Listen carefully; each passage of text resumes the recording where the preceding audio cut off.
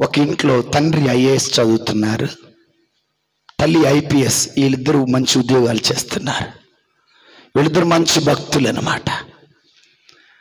ఈ తల్లిదండ్రులు ఇద్దరు క్యాంపు మీద బయటికి వెళ్తున్నారు. క్యాంపు మీద బయటికి వెళ్తూ అన్నారు, వారికి నక్కుగానే ఒక కొడుకు, నాన్న మేము ఇంట్లో ఉండట్లా, తిరిగి వచ్చే వరకు చాలా జాగ్రత్త నాన్న అన్నారు. Praise the lord, praise the Lord. సరే నాన్న అన్నారు. కానీ నువ్వేం చేసినా ఏం చేయకపోయినా నేను ఒక పని చేస్తావా నాన్న అన్నాడు. అప్పుడు కొడుకు అన్నాడు, నాన్న చేస్తాను నాన్న, అడగక అడిగావు, నువ్వు చెప్పు నాన్న నేను చేస్తానన్నాడు. వినండి జాగ్రత్తగా.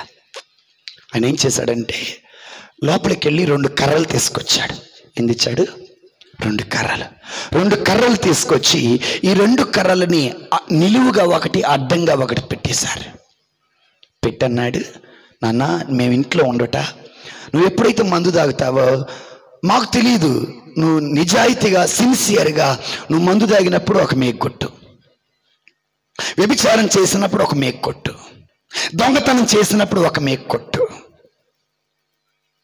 లేదా ఎవరి మీద కోప్పడితే ఒక మేకు కొట్టు. నాన్న మేము నిన్ను చూడలేదు, నీ స్నేహితులు కూడా నువ్వు మేకులు కొడుతున్నావని నాన్న 30 రోజులు తిరిగి వస్తావు, సిన్సియర్గా చెయ్యి నాన్న, నేను నిన్నేమన్నా నాన్న.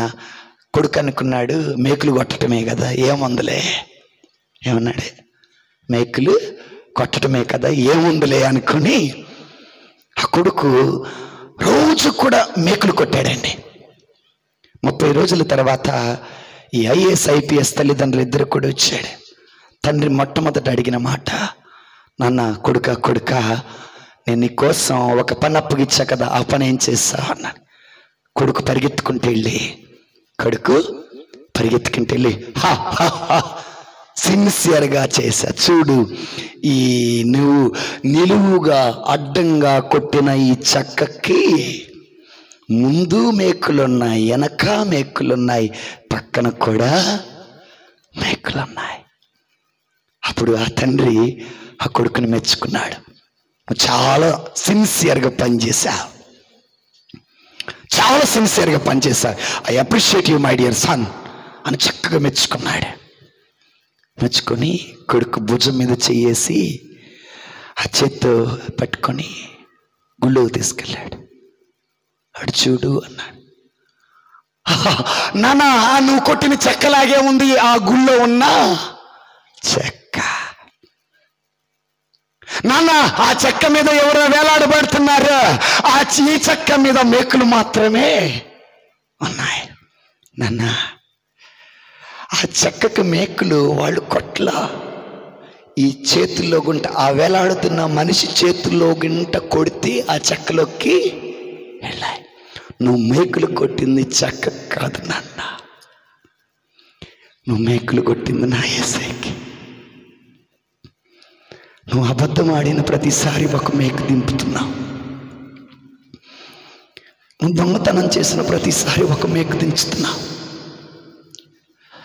నువ్వు విచారం చేసిన ప్రతిసారి ఒక మేకు దించుతున్నావు. ఈరోజున నా యేసయ్య నీ కోసం ప్రాణం లేనటువంటి వ్యక్తిగా సిలువలో వేలాడుతున్నాడు. నా యేసయ్య ప్రాణం తీసింది నువ్వు కాదా అని అన్నారండి. అక్కడకు కూర్చొని కుమిలి ఏడుస్తున్నాడు. నాన్న యేసయ్య గురించి తెలుసు కానీ నా పాపాల వల్ల యేసయ్య చనిపోయాడని నాకు మాత్రం తెలియదు నాన్న అని ఏడ్చాడండి, బాగా ఏడ్చాడు. నాన్న నేను ఒక త్రాగుబోతుని, ఒక తిరుగుబోతుని, గంజాయి తాగా, గుట్కా తాగా, పాను పురాగులు తిన్నా, ఏ స్త్రీ కనపడితే ఆ స్త్రీ వెంట తిరిగా, ఏ పురుషుడు కనపడితే ఆ పురుషుడు వెంట కనపడితే తిరిగా. నాన్న నేను ఒక దౌర్భాగ్యుని, ఈరోజు నా యేసయ్య దగ్గరికి వెళ్తే నా దేవుడు నన్ను స్వీకరిస్తాడా అని తండ్రి పాదాలు పట్టుకుని అడిగాడు. తండ్రి ప్రేమగా పైకి లేపి ఏమన్నాడు తెలుసా, నువ్వు యేసయ్య దగ్గరికి వెళ్ళి ఇప్పుడు నన్ను క్షమించు యేసయ్య అంటే తప్పనిసరిగా క్షమిస్తాడు. Praise the lord, praise the lord, praise the lord, praise the Lord అని ఆ కొడుకుని, ఆ తండ్రి ఆ కొడుకుని అక్కడ వదిలిపెట్టి వెళ్ళిపోయాడు. నీ ఇష్టం. మరలా మరలా మరలా రోజు రోజు రోజు యేసయ్యను చంపుతావా, చంపేయి. ప్రాణం లేనివాడిగా చేస్తావా, చేసేయి. ఏంటి, చచ్చిపోయిన యేసయ్య నేను చంపేవాడినా అని కొడుకన్నాడు. పిచ్చోడా, నువ్వు చచ్చిపోయిన యేసయ్యను చంపటలేదురా, అదిగో ఆ యేసయ్య రూపంలో ఉన్న తల్లిని చంపుతున్నావు, ఆ యేసయ్య రూపంలో ఉన్న తండ్రిని చంపుతున్నావు, ఆ యేసయ్య రూపంలో అన్నయ్యను చంపుతున్నావు, యేసయ్య రూపంలో ఉన్నటువంటి అక్కని చంపుతున్నావు. నీ పాపం వల్ల యేసయ్య రూపంలో ఉన్న నీ చుట్టూలో ఉన్న మనుషుల్ని చంపుతున్నా.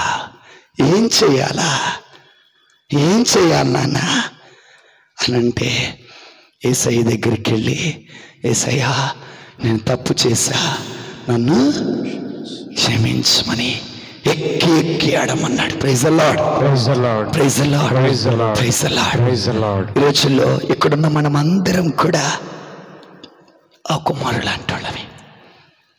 నిజంగా అండి, ఈ రోజున నేను నా యేసయ్యకి ప్రార్థన చేస్తా. ఏమని ప్రార్థన చేస్తాను తెలుసా? కన్నీటితో యేసయ్య పాదాలు కడుగుతా.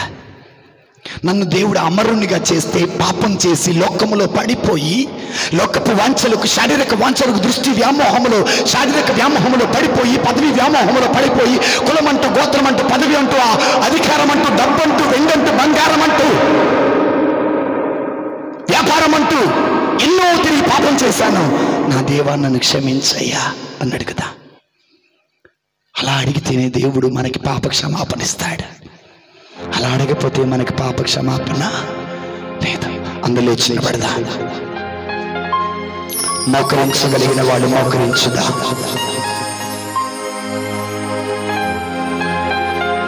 బిడ్డలారా కళ్ళు మూసుకుందాం.